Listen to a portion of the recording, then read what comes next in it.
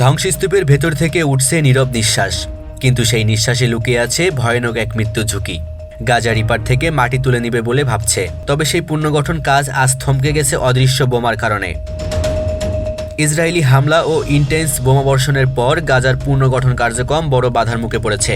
ধ্বংসস্তূপে হাজার হাজার অবিস্ফোরিত বোমা ও মিসাইল লুকিয়ে রয়েছে, যা সাধারণ মানুষ ও পুনর্গঠন কর্মীদের জন্য নতুন এক মৃত্যু ঝুঁকি তৈরি করেছে। একাধিক সংবাদ সংস্থা জানিয়েছে ধ্বংসস্তূপে অন্তত 20,000 অবিস্ফোরিত যুদ্ধবিধ্বস্ত অ্যাঞ্জনেস রয়েছে। এই সংখ্যা আরও বাড়তে পারে। এই পরিস্থিতি পুনর্গঠনকে একরাশ চ্যালেঞ্জের মুখে ফেলেছে। রিকনস্ট্রাকশন কাজ শুরু করার আগে নিরাপত্তার নিশ্চিত ব্যবস্থা প্রয়োজন, কিন্তু সেই ব্যবস্থা নেই বললেই চলে। ভরপুর ধ্বংসস্তূপ, ঐতিহ্যবাহী ঘরবাড়ি, স্কুল, হাসপাতাল ধ্বংস, একদিকে আবার ঘুরে দাঁড়ানোর চেষ্টায় মানুষ, আর সব মিলিয়ে সময় ও খরচ উভয়ই কমছে না।